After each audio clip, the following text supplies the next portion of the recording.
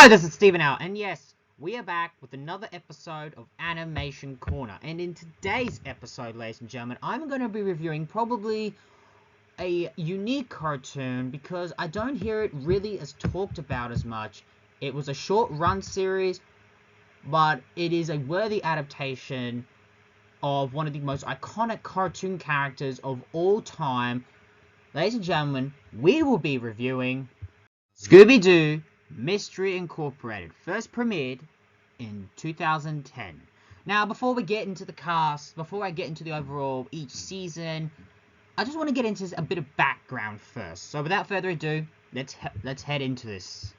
Now, we all know what Scooby-Doo is, unless you've been living under a bridge for so many years. Basically, Scooby-Doo revolves around, well, an animated canine dog and 14 sleuths that go around solving mysteries. Now, and the original series began way back in 1969 with the original or first incarnation Scooby-Doo, Where Are You? Now, Scooby-Doo Mystery Incorporated, however, was, if I recall correctly, is the 11th incarnation of Scooby-Doo. Now, the Scooby-Doo was originally created by Hanna-Barbera during its early years. This series was developed by Mitch Watson, Spike Bennett, and Tony Kervin. Hopefully that's being pronounced right. Basically, what makes this series so unique is it's set during the gang's early years. And it is set in, for the first time, their hometown of, well, Crystal Cove. Because normally it's always been Coolsville, but they change it up and it's here. And it's in a different place. Now, as much as this series is tongue-in-cheek, what makes this series unique is there's an ongoing storyline, and there's actually focus on the mystery and even character development. You can really tell people here were huge fans of Scooby-Doo, and this was a love letter to this whole Scooby-Doo legacy, especially the very first incarnation here. That's really all I could say about the background, because honestly, I feel I'll get more into explaining about their background when I get further into the review, as there's so much to talk about. Anyway, that's out of the way. Let's get into the cast, or what I consider the really true stars of this series. Now, the cast for this series are, first off, let's get to the original gang, or Scooby-Doo Mystery Incorporated. I'll get into it a bit later. First off, we have Frank Welker as Fred. Fred Jones. Fred Welker's always been voicing Fred for many incarnations of the character, and he also voices Scooby-Doo. Again, he'd been doing the voice way back in the series' very early inception, so the fact that he's still doing it even still today is pretty impressive. I also want to point out the voice of Shaggy. Now, Shaggy is voiced by Matthew Lillard. Now, that name should kind of sound familiar for two reasons. One, he was in Scream as Stu, a character that honestly was arguably one of the best bits about the original Scream. And most importantly, he's actually played Shaggy in live action. He played Shaggy in the first two live action Scooby-Doo films. So the fact, and arguably he was very well received in that role, so much so that not only is this the first time he's voicing the character, he still continues to voice Shaggy in numerous adaptations of the character since its inception. Since his first time doing it. So, and arguably, just like Fred Welker as Fred, it's hard to picture, for me, anyone else other than Matthew Lillard voicing the character. For me, he not only owns the role, I view that he was absolutely born for this role. Absolutely born for it. And that's really hard for some people, because you know how people always have their view on who it should be. For me, it was always that for me. Now, of course, let's get to the rest of the original Mystery Incorporated. We, of course, have Gray DeLise as Daphne Blake. Basically, again, Fred's the leader, Shaggy and Scooby are essentially along for the ride, but Daphne is basically this popular girl, from a very rich, wealthocratic family, the usual, and is crushing on Fred. Again, I'll get more into their relationship. Hell, I've actually talked about their relationship in a very early video on this channel with my top 10 teen couples, but, I will plan to talk more about it as we go on in this review. And then, of course, there is Velma Dinkley, who is voiced by Mindy Coonan? Yeah, that name sounds about accurately. She's the brains of the group. What's different here is Velma's a bit sassy this time, almost has with the sarcasm. And I really don't mind this take, because it kind of makes sense for her to have this personality, considering she was clearly always the smartest in the group, and clearly had to put up with a lot. And, I really like this take on the character. For me, Velma should always have this sarcasm, but people even say that this incarnation has a bit of an unlikable quality and a bit toxic. I don't mind this because she's a teenager. The gang was always originally teenagers, so I don't mind this as long as it's done in for me, a really great way. Anyway, let's get on to the original Mystery Incorporated. Yes, the series has introduced a gang that was the original Mystery Incorporated long before the current took up the mantle. The original included, well, first off, Ricky Owens. He's a character in the series referred to as Mr. E. Mr. E as in enigma or mystery. And he's voiced by Lewis Black, who is basically a sort of reoccurring, almost antagonist in a way, but you don't really know where the true loyalties lie.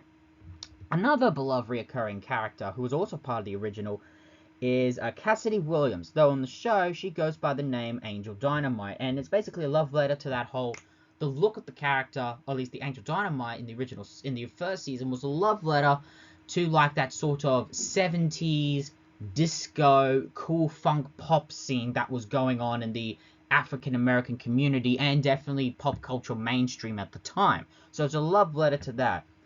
Others also include Brad Childs, voiced by Tim Matheson, and of course, and along with another character, Judy Reeves, portrayed by Tina Curry. Hopefully that name's right. Oh, I think I might have forgot Angel Dynamite's voice actress, Vivica A. Fox. Again, butchering those names was not my intention. And of course, their mascot, Professor Pericles, voiced by Undu Kier. I've mentioned this character in my top 10 animated TV villains, my favorite of all time. This is their older years, this was their younger years. And I love the image here as a little reference to the original Scooby-Doo Where Are You show. I kind of also like the style of them set in that kind of 50s, almost Archie type, while the gang is kind of late 60s, early 70s. So again, you get that kind of nice little thing there. Other characters that are important to the series, for me, include, first off, Mayor Fred Jones Sr., voiced by Gary Cole, who, I think voiced Kim Possible's dad in the Kim Possible series, and he's the stern, strict father type, and it has a really interesting twist that we find later in the first season, and we'll get to that when we get there. Another mayor includes Janet Nettles, voiced by Kate Higgins, and she's a nice, fresher breath air because she's different to the original mayor. And then, of course, another beloved recurring character, Sheriff Bronson Stone, voiced by Patrick Warburton, who, every time we have that voice actor in a role, it is great to always have. We've also have other characters, including like the parents, Velma's parents, Daphne's parents, Shaggy's parents. And out of all the parents, I think Velma's probably the most stable and, well, liked. Daphne's parents care more about their social life. Shaggy's parents care really about, well, themselves, really, and constantly put their son down a lot. Another character I think I've actually missed in this is the character of Hot Dog Water, aka Marcy Fleech, voiced by Linda Cardinal, who actually, if I recall correctly, actually played Velma in the original live-action Scooby-Doo films, the first two, and was even on Freaks and Geeks. She's been in a lot of things, but, you know, I'd like this kind of like a little reference. I really should have put a picture of her on this, because she is a really great character and a unique development as we go on. But anyway, that's really the casts. Let's get into this, shall we? Now, in the first episode of Season 1, establishes really the tone, but also the story for essentially the season and the show itself. We begin with the gang essentially at the end of a mystery, solving yet another one, only to be quickly locked up by the local sheriff, because him and a lot of the town's authority figures are sick of the gang constantly solving mysteries. And their parents are deaf, and we also get introduced to the teen's parent life. You know, Shaggy's parents, I think, being the worst. Daphne coming from a rich family who they expect their daughter to live up to a certain high standard. Velma's parents run a town's tourist things, and basically the town prides itself on being on the most haunted place in Crystal Cove. But because of the gang essentially revealing that these monsters are actually, well, not monsters. They are the classic people in costumes. We then and interesting in this episode, we go to a museum where Velma shows off to the tourists all the supernatural creatures supposedly has been haunting Crystal Cove. And if you look, these are classic Easter eggs to iconic Scooby-Doo monsters, from the Creeper, Charlie the Haunted Robot, Miner 49er, Captain Cutler, many, many more. But of course, Velma can't help herself, and she reveals, how these are just, we're just people in costumes. But the parents stop, send the tourists to the gift shop, and as much as we like that, what's interesting, we get to explore Fred's life. Compared to the other kids in the group, Fred is raised by a single father, and happens to be the mayor, and essentially, he doesn't approve of Fred being a part of, solving mysteries or building traps. So clearly these kids are basically outcasts because they don't forego or follow the traditional, I would say, formula of what these parents want them to do. Also, in this episode, it is revealed that Shaggy and Velma are actually dating in secret. Now, their dating is actually kind of toxic, as we get later on in the early episodes of Season 1. As Shaggy's trying to hide it from Scooby, thinking Scooby won't take it well. And during their normal routine, they stumble upon a mystery of this monster who basically sprays out these kind of goo. And the design is actually pretty intense. What I like about the villains and the monsters in this show, they actually not only look scary, but actual threatening. And this was no exception. As they go through the mystery, of course, they stumble upon a clue that turns out actually doesn't pertain to a clue of this mystery, but something later. It was a locket that contained a lovely teen couple.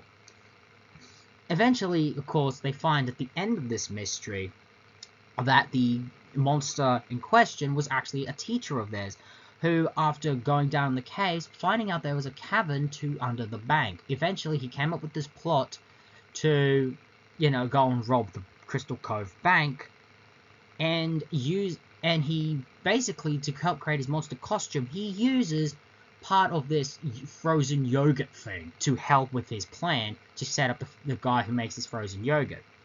And ironically, the gang was thinking this was the person behind it, but they were shocked to find out it was the teacher. At the end, of course, he is taken to prison, but Daphne said, what about this locket? Ironically, the mayor steps back a bit, but the guy says, captured says, I don't know what it is. But Daphne is still upset, like, what is this?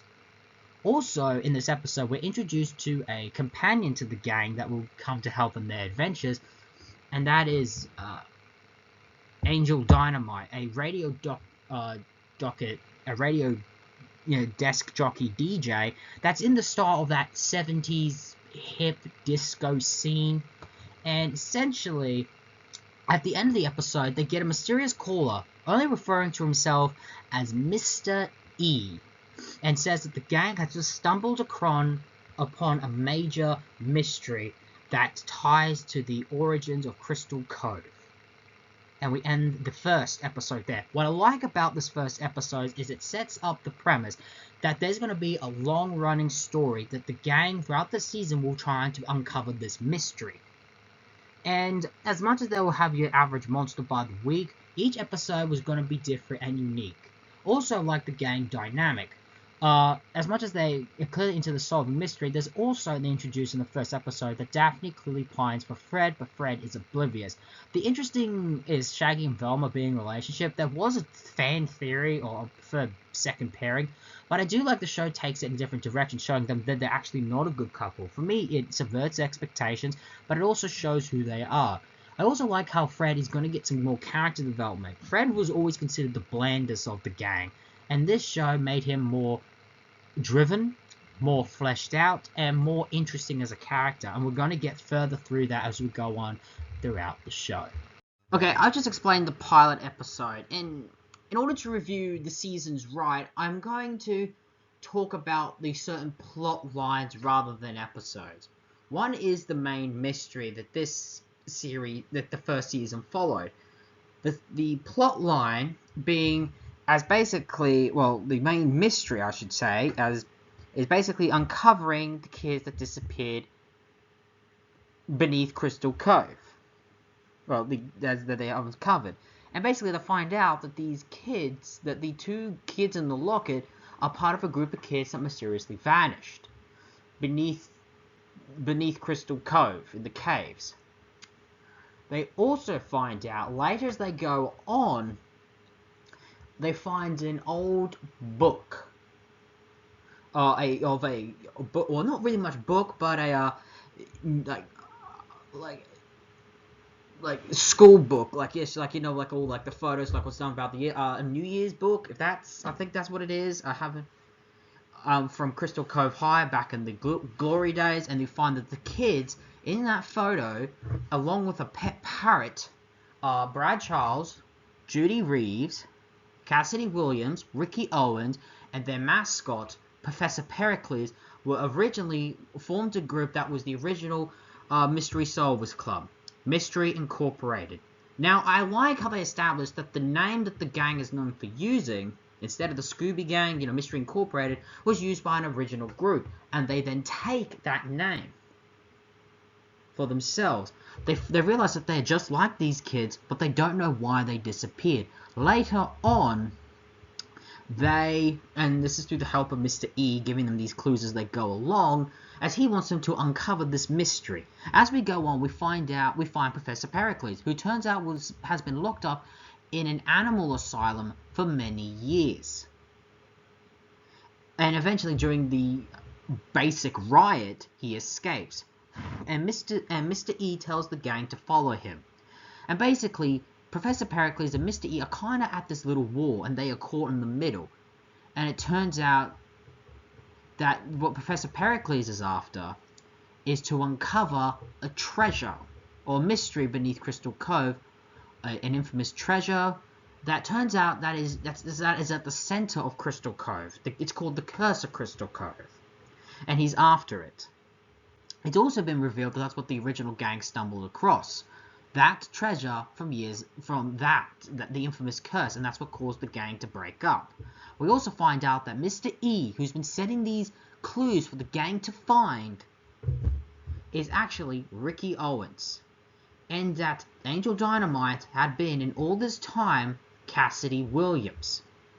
And basically, she reveals to the gang, but Velma's the first one to figure it out, that she's it, but she keeps it from the gang, and this would unfortunately lead to something that would happen at the end of the season. She reveals that that they uncovered this this mystery that they were stumbling across, but what they encountered, known as the Freak of Crystal Cove, and this ultimately destroyed the gang that night.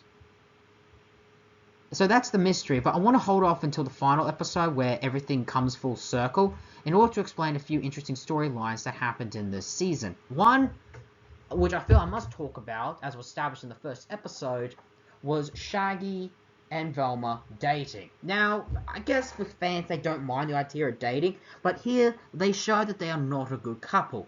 This is because Velma is toxic and controlling, and Shaggy really can't commit between his girlfriend and Scooby. Eventually it gets out in the open, and it causes the gang dynamic to really falter, and this then results in essentially Shaggy choosing Scooby over Velma. And, this hurts Velma, but eventually the season, Shaggy tries to date another girl with kind of Scooby's help. There's even a point where Shaggy and Velma briefly get back together under a love spell, and, well, they also try to get back together after that love spell, but ultimately she rejects him and he goes back to Scooby. It's a weird storyline that they did this, but I actually really don't mind it, honestly, because first off, it's basically showing why they're not a good pairing. They aren't that great. Also, I like how, out of all the characters, the Fred, Daphne, and Velma get the most character development, because throughout the cartoons, Shaggy and Scooby always took the limelight. They were the comedy relief. They were arguably the most iconic.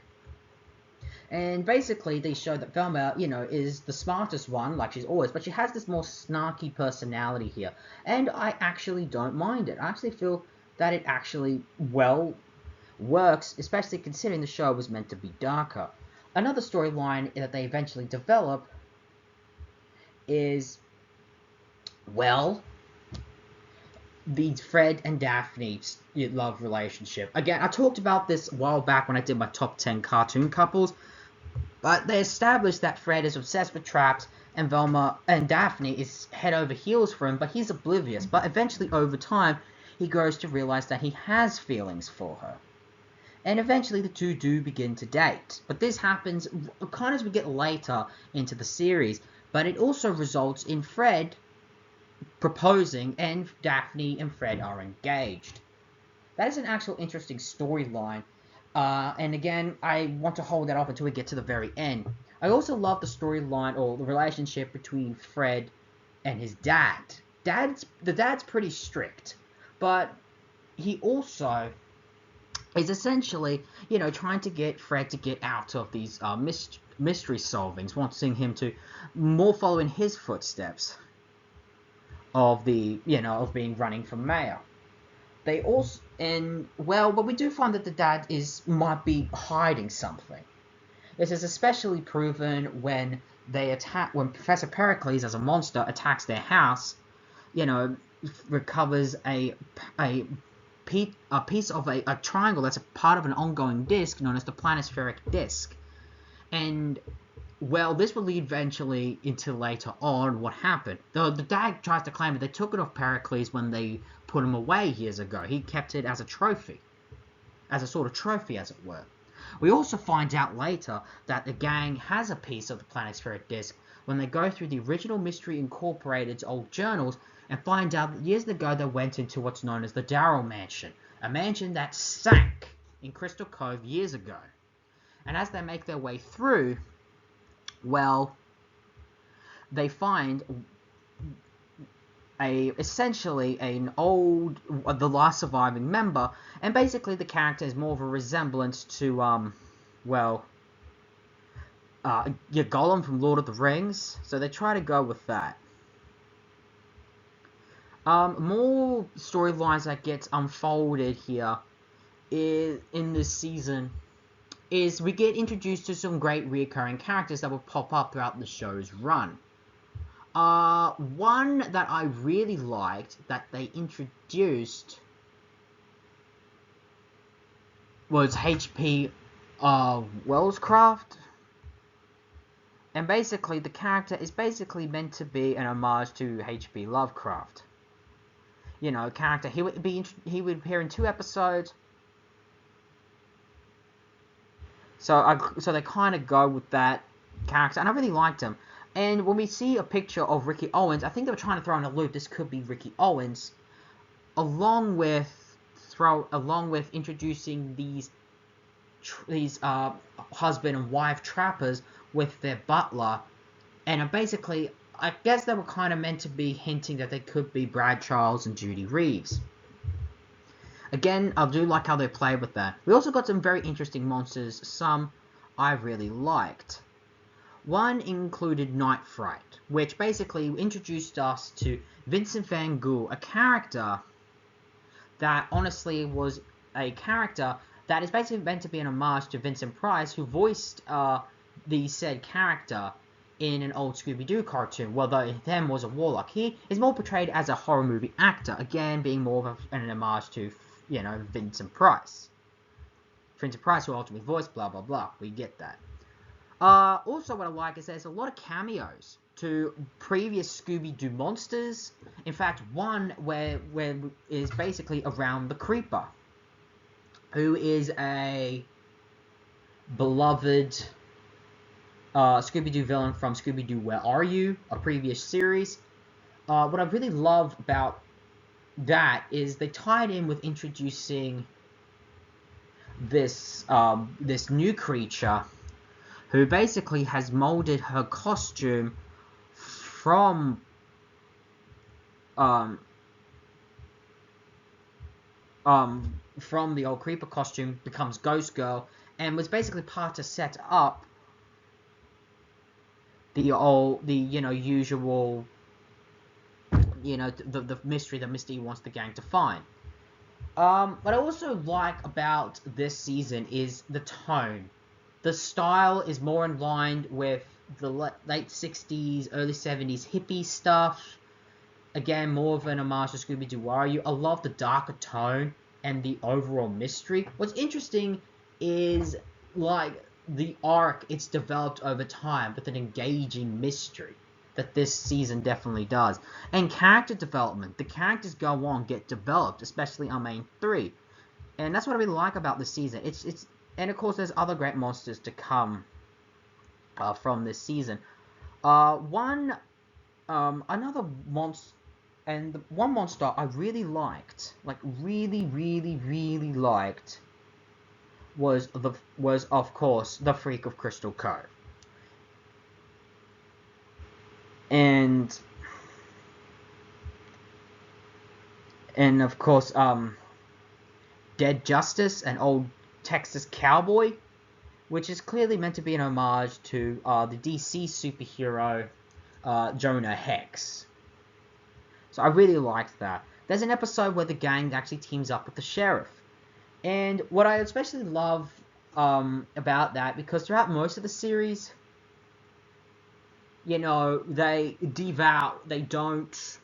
the sheriff does not like the kids solving mysteries. But this is a character that was in the original series. Every time they captured the ghost, whatever it was, the police would turn up, but it's always the sheriff. So that was kind of what it was meant to be, an homage to that. So, and I love they did that relationship there in one episode. There's actually a special episode in this season, which I really liked. And that was in a Scooby-Doo Fever Dream. It's basically this kind of mystery solver final things, and basically we get to see a bunch of homages to previous Hanna-Barbera properties, like the Caveman, Speed Buggy, and a whole slew of others. And I love how the design of this Fever Dream is an homage to, is basically a dead ringer design to the original Scooby-Doo Where Are You? The original series, which I loved. So I really love that. But of course, now that we've done that, we are getting further to the final episode. And of course, our final episode. But I also want to know that with the homage to that episode, with the whole Hanna-Barbera, there's a lot of Easter eggs and references to previous Hanna-Barbera characters. Hell, Yogi Bear gets a cameo, Scrappy-Doo and Flim Flam get a cameo, and a whole bunch of others. You could really, and I really like that when you really look really hard for it. Also, surprisingly, this show, in the end of the season, did imply a character got killed. That is a first. Also, another villain I also want to say before we get to the final episode of Season 1, our favorite villain was Aphrodite. I just love the character of villainess because I felt genuinely sorry for her. She was this brilliant student, but a prank gone awry by her classmates because she didn't look pretty. and she's basically come to get her revenge on the town for humiliating her. It runs deep. It's clearly meant to be an homage to Carrie, obviously, with the flashback. Instead of the pig's blood, they just put this hideous mask on. And I can't help but just felt sorry for her. And can't really say that the town didn't deserve it. They really did. Basically, we get to the final episode. After Cassidy Williams just revealed everything, and when Professor Pericles says, how Fred's dad is involved in this, they basically go to City Hall one night to, get some evidence. Here, they stumble across the Freak for the first time, and during their run away from him, they're caught by the sheriff, and basically the gang is forced to split up. It's also here where Daphne reveals to everyone that her and Fred are engaged. This then leads to, essentially, later, go on their investigation, go back to this, old church up in the mountains, where the original Mystery Incorporated mysteriously went to last. And we're shown in flashbacks in the last 2 episodes of the original gang. I really like the voice actors in that because of the original gang. Because, honestly, I like the design because it's a throwback to, Archie in the 50s. Which makes sense because the original gang is meant to be, I think, more late 60s, early 70s. I think mostly the 70s. But, it's just, I really like the designs of the characters. But anyway, they get there, and they get further in the cave where they run into Professor Pericles. And basically, they run into the Freak again. They then cause the trap to go berserk, but it's also implied that they lost 2 pieces of the planispheric disc. And basically, an encounter with the Freak, Fred chases him, eventually catching up to him. Although, it should be noted Fred was about to die, but the Freak stopped everything to save him. The gang's all here, along with the police and the parents, Angel, Dynamite. And basically, Fred unmasked the Freak to everyone, revealing it to be Fred Jones. Fred then reveals everything. How he came to Crystal Cove in searching for the supposed haunted treasure. He then designed the Freak costume when he went out to find the planispheric discs, but found no luck, until the original Mystery Incorporated came into the library seeking his advice. But they had no idea what they found, but in reality, only one member really knew, Professor Pericles. With access to his knowledge, he was willing to sell out his old crew.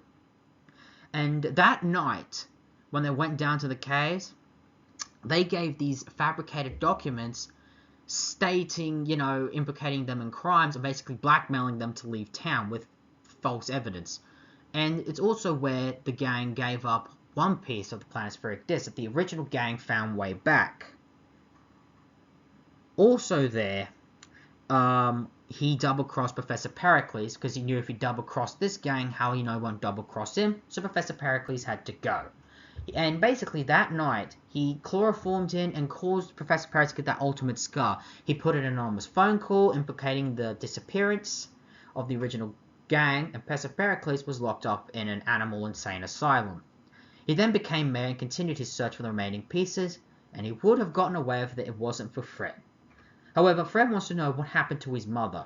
As in previous episodes, we had seen a photo of Fred's mother, but when it broke, it revealed to be an old newspaper article, basically revealing that it's not really his mother. Fred then gives him a bombshell, stating that he doesn't know where the mother is, and is assuming is still with Brad Childs, revealing that Judy Reeves and Brad Childs are Fred's actual parents, as they tried to make a way back to Crystal Cove, but in that time they had a baby. Mayor Jones had to basically stop him, so he kidnapped Fred as a baby and threatened to harm him if they ever came back. And basically, the parents were kicked out of town, and Fred was basically raised by Mayor Jones. And he's angry. All this done for a treasure, no one even has a clue even exists. He was robbed of his real parents, though Fred does say he's still his son. I raised him, but he's lying. But I like how Fred says, "You used me." I love how Fred is given the most character development. And during the most of the series run, Fred was always the blandest. But here, he's given a tragic backstory, and you feel sympathy. So basically, Mayor Jones is arrested. Realizing this, Fred realizes he has to find his real parents, so he calls off his engagement to Daphne, and basically the gang breaks up to find his real parents. Daphne is heartbroken and blames Velma. If she came forward when she found out about Angel Dynamite, this never would have happened. And for Fred and for Shaggy and Scooby, Shaggy is sent to a military academy. And Scooby is sent to live out on a farm, though we later find out in the next season that this farm is more of a prison. And basically the gang's all splitting up and they're forced by the parents to go in these separate ways. Just as Scooby goes back into the car and basically feels sad, like a sad dog, he sees Professor Pericles, who's found the 2 pieces of the planet-spheric disc and flies away, leaving Scooby behind, but Scooby vows that he will get the gang back together and they'll be gunning for him. I love the ending. It's a great cliffhanger and it gets me hooked into season 2, but I also like how, this made sense to have the gang break up at the end of the season. Because remember the first live action movie? They had the gang break up very early. I understood why a little bit, and I will admit, it can work. But for a show, I like how they establish, this. It's a really great ending, and it further intrigues the story. What's with this cursed treasure? How many more pieces to the planet-spheric disc are there? And if so, the most important thing is, where is Brad Charles and Judy Reeves? It sets a whole dilemma up, and I really appreciate this because it makes our characters, the journey for them to get back together to be really interesting, and I really can't wait. And this makes me pumped for season 2. We begin season 2 with basically, or surprisingly, a new kind of villain in town, known as Crybaby Clown. What's interesting is that he's around for really 2 episodes, but there's there's a episode in between this, but basically it tells a sort of storyline. But basically, Crystal Cove is under attack by Crybaby Clown, and the law enforcement is ineffective, and the new mayor is ineffective in trying to combat it. Eventually, a mysterious figure, pops up and basically convinces the new mayor, Janet Nettles, to, bring back Mystery Incorporated in order to save Crystal Cove. As a result, she does. She rounds up Scooby-Doo, who escapes from the so-called farm, which is really more of a prison. I really like this scene because, first off, I like, even though Scooby-Doo is, locked up in a way, he is basically locked up in a way, he's still determined to get the gang back together, take down Pericles once and for all. As a result, Scooby then goes gets Shaggy and Fred back, and when they get back to Crystal Cove, they, see this Crybaby Clown attack and are saved by the same mysterious figure, who is revealed to be Velma. And basically, as the gang is getting back together, they're seeing this new threat, but the only person they couldn't get back is Daphne. Now, what happened, Shaggy's gone to military school, and when he comes back, he still has this military-style haircut, and throughout a few episodes, it slowly grows back. I love the little detail to continuity. Velma also is clearly been hinted to have been up to a few things while she's been away. And Daphne, of course, does not want to come back because of how the relationship with Fred was, because she always felt second best. Fred didn't treat her right, and that's kind of true, but again, Fred's a bit of a simpleton, so it's not really entirely his fault. Anyway, but by the end of the episode, they tried to capture Crybaby Clown, but don't. He escapes. And they realized that they needed, someone, they need Daphne back or someone back to essentially bring, to get the gang back together whole. So for the next episode, they do get that, a new member, Hot Dog Water, who was introduced in season 1, and she becomes kind of the new Daphne. It's also been revealed that Velma and her have been very close and become very much friends. It's also in this episode, which is the second episode of this season, where it's been revealed that these two have been sort of partners, not partners in crime, not necessarily, kind of like that, and have basically been working for Mr. E. But Velma reveals at the end of the episode she's just using Mr. E to get the pieces of the planet-spheric disc. And in this episode they get another piece. So this is now 3 pieces now of the planetary disk that has now been recovered. It's also been revealed Hot Dog Water is more in league with Mr. E, despite, really liking being a part of the gang, and essentially is really there just to keep an eye on them, as Mr. E, is still obviously trying to manipulate things to his advantage. It's also here in the next episode where the Clone Baby Clown comes back. Fred's still trying to win Daphne back. Daphne's been, for the first 3 episodes of the season, been dating a new guy who is Baylor Hotner, and basically he looks like, well, Robert Pattinson, from the Twilight films that he was associated with at the time. Of course, these days I'm associated with Batman, a great Batman. I do plan to review that film again from a different, part of a different series, but we'll get back to that later. But basically, they do capture Crybaby Clown by the end of the episode, and Daphne comes back in fold with the gang.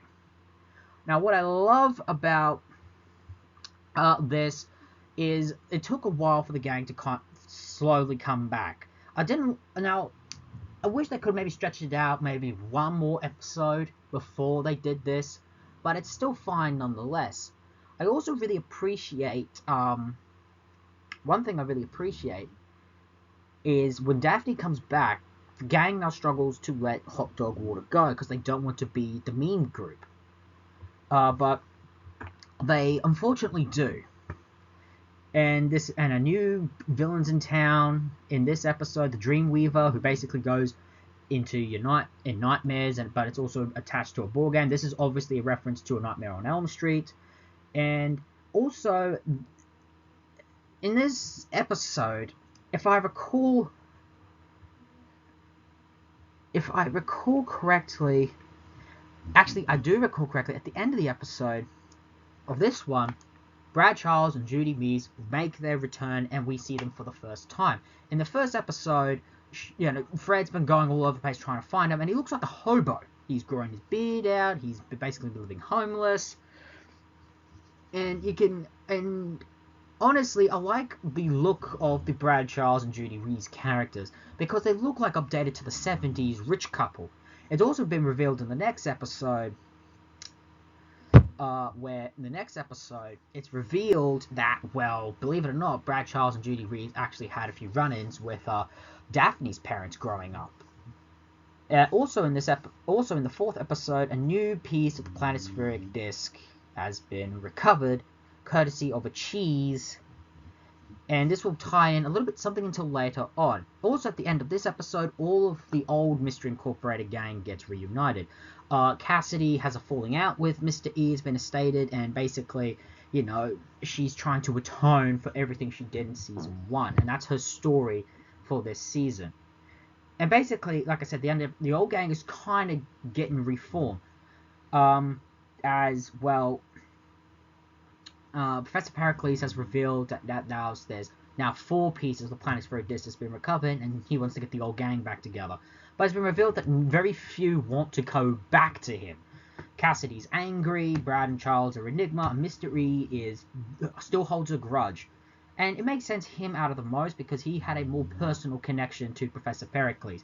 In fact, later on in the season, we get a special flashback where Professor Pericles again goes back to try and recruit Mr. E to his side, but he declines, very much angry, but he's reminiscing of old photos, and we get to see where they met.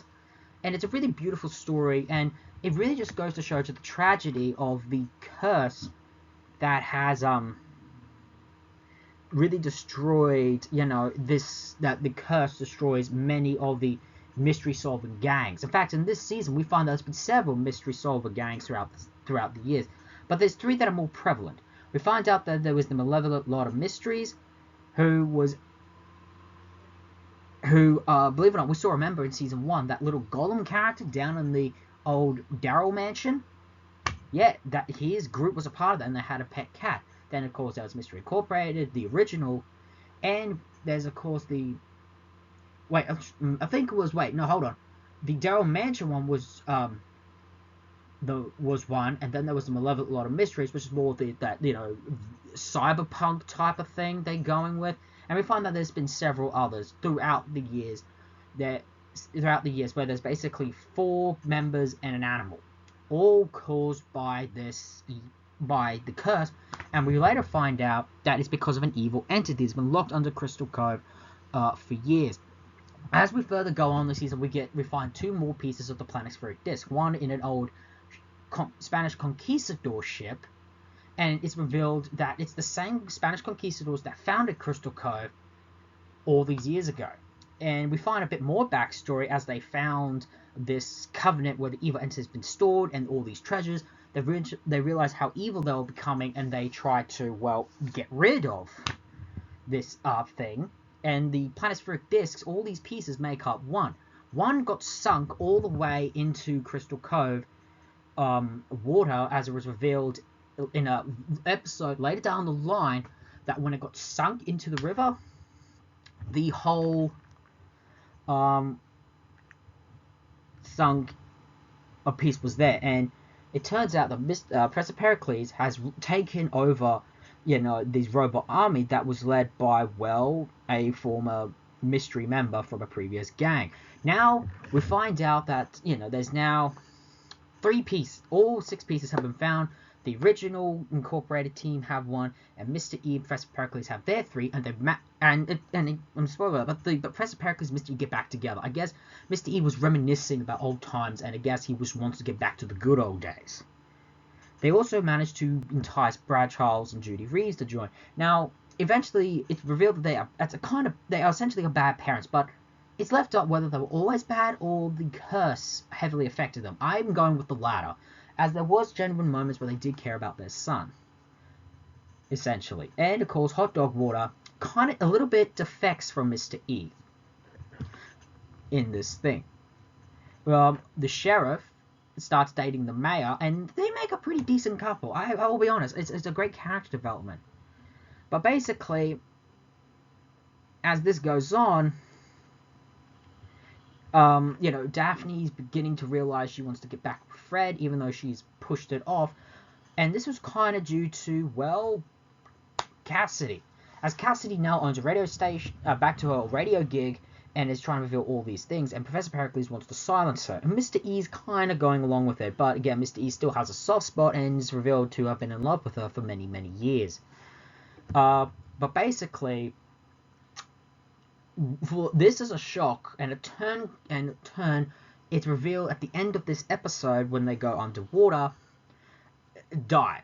It's implied that she died, and for many episodes, Mr. E's still trying to find her. But basically reveals that, she's most likely dead. And this hurts the team because they realize that, she was genuine trying to get back with them, and they realize they did hurt her. Hurt her and realized they could have gotten a chance to get back with her. And one of my favorite episodes of the season is Wrath of Krampus. It's a great episode because what's happening, Mystery Incorporated, the current gang, or Mystery Inc., is solving a current case while the original gang is trying to get their remaining pieces. And it's great because you're on the edge of your seats on what's going to happen. But it's revealed at the end of the episode the whole thing was a long con by the original Mystery Inc., by the new Mystery Inc., to fake the current gang to get them distracted so they could steal their pieces with the help of hot dog water.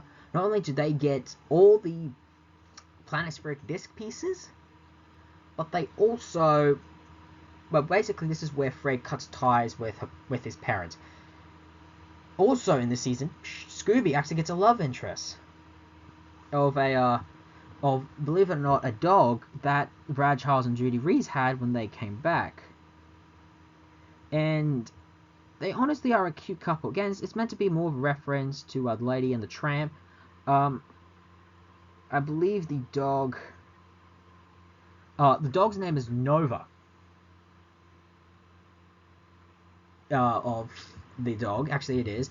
And honestly, it make a cute couple. Also like how Shaggy realized this is kind of karma payback, especially Velma is really enjoying it. But basically, the new gang now has all pieces of the planispheric disc, and they're trying to figure out what else can they, the coordinates. As they later go on, they find out that that it's they are special coordinates and all that, to certain pieces or certain objects that they will find that will be used later on down the road at the end of the series, at the end of the season, I should say. Now, other important episodes I've really liked is Heart of Evil, where basically the Mystery Incorporated go up against the Blue Falcon and Dynamite, great known Hanna-Barbera characters. They actually had a animated movie with them that happened quite a while ago. I'm pretty sure it came after this series, but they essentially are meant to be Batman. Specifically this one is more in line with the Dark Knight Returns Batman, and Dynamite, this robotic dog. And it's just bizarre, but it's absolutely great. I really love it. It's a really fun show. We also get introduced to in an episode in Theatre of Doom, where we find this of this friar, but he later rises from the dead, and an actual ghost, and reveals that he was part of a mystery-solving group of mystery-solving friars, and his donkey Porto. They came to Crystal Cove, and when they discovered the planispheric disc, they found 2 pieces, but it manipulated Porto to destroying the town, which resulted in his piece being sunk into, Crystal Cove, which was something earlier in the episode. And he puts his piece inside, into the cheese. So we find out how these, and basically it's revealing that the curse will always affect the animal the most, and this is going to be on Scooby's part. We get, but more of the season, Daphne and Fred come back together.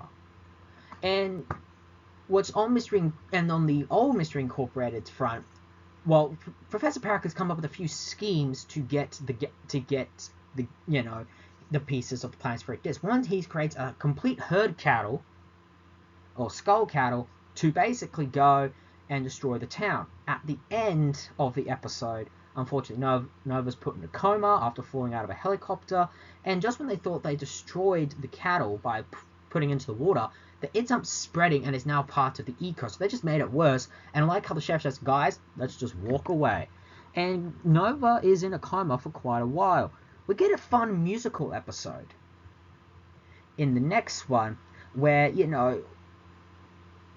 where we get the return of the Hex Girls, who come back, and basically there's this Brood Boy and the Scar Tex ghosts come back from the dead. They're clearly a parody of both the Beatles, but also Buddy Holly, and basically it's a musical episode, and I really like it, especially the guitar fight at the end with the Hex Girls. It's really great, and this series actually did get some surprising musical moments. The Hex Girls were actually met way back in season 1. They were characters famous for appearing in 2 Scooby-Doo animated films, and they're pretty much well loved. And also in this season, Mr. E realizes, that Pericles is going out of control, so he tries to perform a mutiny with Brad Charles and Judy Reeves backing him. But those two end up siding with Professor Pericles, and he ends up getting these poison in his spine, which basically forces Pericles to control him. So, he came to his senses, and this made me feel bad for Mr. E. True, it was a bit of a manipulator, but you can tell he wanted this gang to not fall in the same trap that they did, and he's regretted everything. Another really great episode I liked is The Man in the Mirror, where basically Fred ends up getting transported essentially into into a apocalypse world where he sees an older Daphne, and they have to try and find the planispheric discs. But whilst this is happening, a new Fred is appearing in the current world and manipulating the gang. But Fred is quick on his feet and is very smart, and he manages to send clues to the current gang. And it's revealed that the old Daphne and the fake Fred are actually Brad Charles and Judy Reeves, with plastic surgery by Professor Pericles. This was another scheme of his. However, Velma says this is completely insane, But honestly, that's the point. Professor Pericles was a character that finally went off the deep end. But by the end of the episode, Professor Pericles gets his hands on the planespheric disc when robots threaten to harm Daphne, and Fred gives it up willingly. But now there's a problem. Professor Pericles has got his hands on it, but the gang, just doesn't know what to do now. Eventually, the gang eventually goes to this house, because throughout the season, Scooby's been having bad dreams. So they go there and they end up in this dream world where they go up against a monstrous freak, meant to be a more villainous version of the freak from Crystal Cove. This episode plays a bit of parody to, obviously, Freddy Krueger, but also Twin Peaks, and essentially, by the end of it, they've found the first ever sort of mystery group gang, and they have to get the heart of the Jaguar to take down this evil entity. I also like Velma is opening to the possibility now that something supernatural is happening, but also there's this sort of this cataclysmic event. It's also been revealed throughout the season that the evil entity was these beings who could communicate with animals or take the form of animals and help civilizations. But the evil entity is an evil version. They've managed to contain it, but, it's on the loose. It's been manipulating events, all for the purpose of being released and causing, basically, destruction. But they get the heart on the Jaguar, and they come back. But they've also got all these special, I guess, pieces for the final task. As they get back to Crystal Cove in the episode Gates of Gloom, I really love this one because, well, it's just crazy. Basically, Professor Pericles gets all his robots to go to the surface, gets all the townspeople, and forces them to mine down for this location to the entrance. The Scooby's gang, eventually causes an uprising, manages to free everyone, destroy most of the robots, and the original Mystery Incorporated go into this cavern, to follow them. And the Scooby gang follows them. And basically, this is essentially their final test to take down, the old gang. And as they are going further in the next episode, Through the Curtains, I believe is the episode. Yeah, it is. They go through these trials and tests. We also get to see the next appearance of Hot Dog Water, who turns out Professor Pericles is kidnapped and forcing, for the gang to go with his wishes or she'll be harmed. And of course they have to go. They know that her life will be very much in danger if they don't. And what happens is, as they get further, on, it's implied off-screen that they killed her. And they definitely do. What's interesting about this show is they kill some characters off. Ed Machine, Cassidy, Hot Dog Water, and we get a few hinted off-screen deaths. What I love about Season 2 is how dark it's gotten. Like, it's more implied darkness. True, the first one was dark, but God, they were pushing the boundary just how dark they could go.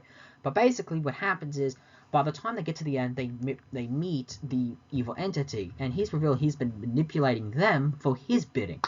But what happens? Well, they don't buy into it. Daphne and Fred don't believe they were manipulated to be falling in love with each other and are about to kill him. But Professor Pericles and his old gang, along with a bunch of robots, turn up, and Professor Pericles unleashes the evil entity. And this leads us into the final episode of the season, and ultimately the series. God, for me, Season 1 was definitely great. I love the storylines and everything intertwining and a mystery. This is where it got more, I would say, a little bit off the rails, but more in it's dark and twisted off the rails. And it's just dark. I like just how dark this series has gotten. There's some really great villains that have come out in this season, monsters. How I liked in one episode when the mystery, did that sort of ruse with the old gang. What I love about that is when they're in prison, because they go to a prison, and you get to see cameos from really the villains that they've locked up in the series, but also you know, cameos from classic Scooby-Doo monsters characters were also locked up there. So I really like that. And it's a cameo that you could really, really notice. I really just love the, you know, just the characters, how they got evolved, and their story had definitely evolved. And I really like when Scooby shows a backbone in this season more so than ever, because my favorite line is when they get to the evil entity, Shaggy says, "Is it too late to turn back?" And Scooby says, "Way too late." Because honestly, Scooby would jump with Shaggy and say, you know, "We can go back." This is where he goes against Shaggy and said, "No, it's too late for us." Again, I think season 2 for me is probably the best season. Season 1 was great. It laid the foundations and was a really great season. But for me, this one was just pushing more just how dark Scooby-Doo could go. You can clearly tell, if you really pay attention, you can get the references to not just Scooby-Doo previous animated shows and movies and characters that have appeared in previous Scooby-Doo properties and Hanna-Barbera stuff, but also stuff from pop culture, both in this season and its previous season. So I really love what they've done with this series so far. But with that, let's talk about the final episode. The final episode of Scooby-Doo Mystery Incorporated is really, just as, like, I've been saying that season 2, I think, is the darkest, as it was really pushing with the supernatural and the mystical, I would say, elements. But this was really dark because basically the episode begins with Pericles getting what he wants. He finds the evil entity and gets possessed by it and goes on a massive killing spree. As a result, the Scooby Gang has to take him down. Now, I don't want to spoil the ending or how everything goes, but I definitely know it takes a different approach. I'll say that. But for the fact that, you know, early in the series, there was hints of people being killed, but they outright do it in a horror or violent and, like, it's just wow that they had the restriction to do this in the final episode.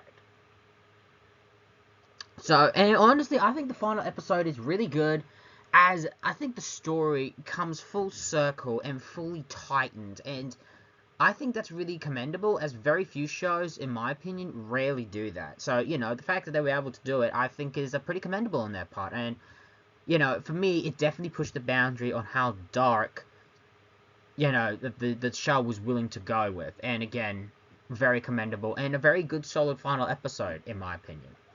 So, with all that said, what is my final verdict on Scooby-Doo Mystery Incorporated? I give it 5 out of 5 stars. For me, this is what happens when you can get a kid-friendly series and turn it dark with great investing long arc mystery, with the main Scooby Gang getting, I think, more developed than any incarnation so far.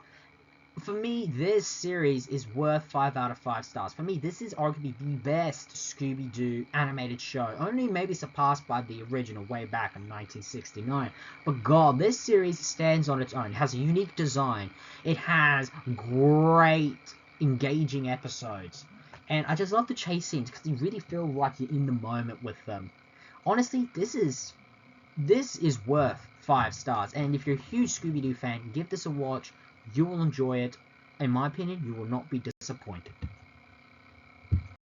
And there we have it. That was another episode in Animation Corner. Please join us next time as I review the DuckTales reboot. So stick around when I get to review that one. Until then, this has been the Steven Hour. Ladies and gentlemen, so long for now.